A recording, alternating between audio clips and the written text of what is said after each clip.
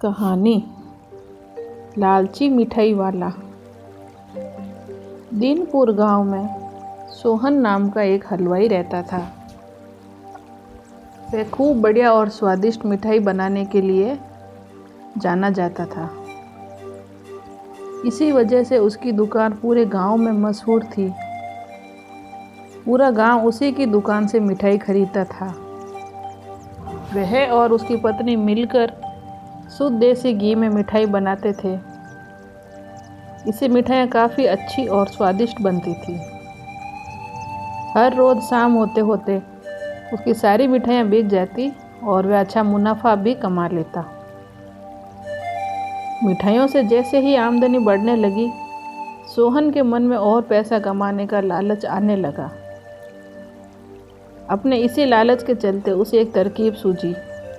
वह शहर गया और वहाँ से 1-2 चुंबक के टुकड़े ले आया। उस टुकड़े को उसने तराजू के नीचे लगा दिया।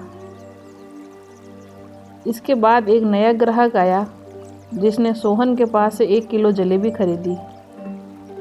इस बार तराजू में चुंबक लगने की वजह से सोहन को अधिक मुनाफा हुआ। उसने अपनी इस तरकीब के बारे में अपनी पत्नी को भी बताया, लेकिन उसकी पत्नी को सोहन की यह चालाकी अच्छी नहीं लगी। उसने सोहन को समझाया कि उसे अपने ग्राहकों के साथ इस तरह की धोखेबाजी नहीं करनी चाहिए, लेकिन सोहन ने अपनी पत्नी की बात बिल्कुल नहीं सुनी।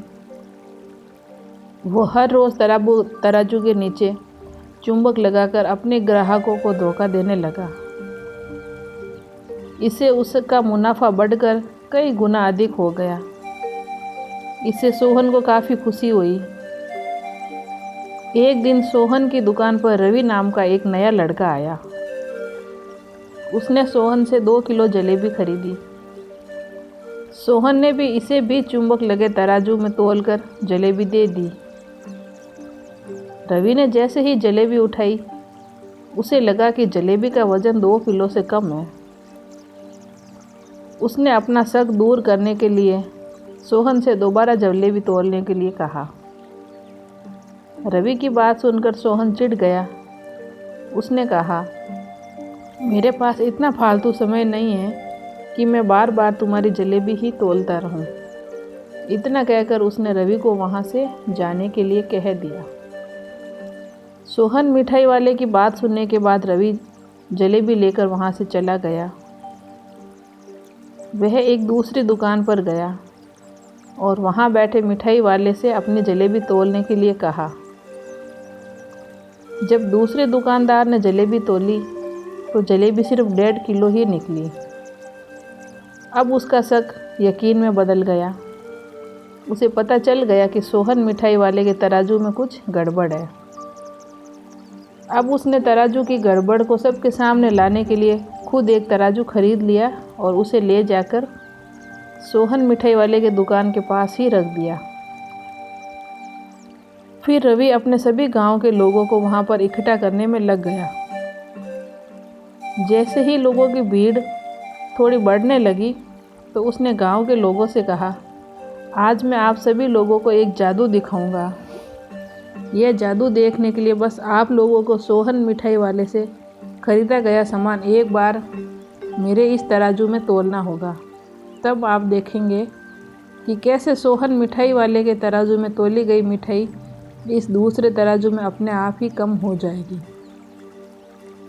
कुछ देर बाद 1-2 लोग मिठाई लेकर रवि के पास पहुंचा तो उसने ऐसा करके भी दिखाया। इसके बाद सोहन की दुकान से जिसने भी मिठाई खरीदी, सभी ने रवि के तराजू से तौल कर देखा तो सबकी मिठाइयाँ 250 ग्राम से लेकर आधे किलो तक कम निकली। यह से सब देखकर काफ़ी लोग हैरान हुए। अपनी दुकान के पास ही यह सब होता देख सोहन मिठाई वाला रवि से झगड़ा करने लगा। उसने लोगों को बताया कि रवि यह सब नाटक कर रहा है। अपनी बात को सही साबित करने के लिए रवि सीधे सोहन मिठाई वाले का तराजू लेकर आया और तराजू में लगा चुंबक निकालकर सबको दिखाने लगा। यह देखकर गांव वालों को बहुत गुस्सा आया। सब ने मिलकर उस लालची मिठाई वाले को खूब मारा। अब उस लालची मिठाई वाले को अपने लालच के कारण की गई गलतियां, हरकतों पर पछतावा हो रहा था।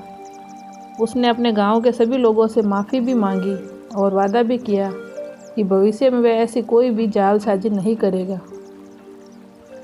सोहन की इस धोखेबाजी से पूरा गांव नाराज़ था, इसलिए लोगों ने उसकी दुकान में जाना काफ़ी कम कर दिया। इधर सोहन के पास पछतावे के अलावा और कुछ नहीं था, क्योंकि वो पूरे गांव वालों का भरोसा खो चुका था। कहानी से सीख: कभी भी लालच नहीं करना चाहिए। हमेशा ईमानदारी के साथ अपना काम करने से ही इंसान का नाम होता है। लालच के चलते भले ही कुछ समय के लिए अच्छा फ़ायदा हो, लेकिन इससे इज्जत और आत्मसम्मान दोनों कम हो जाते हैं।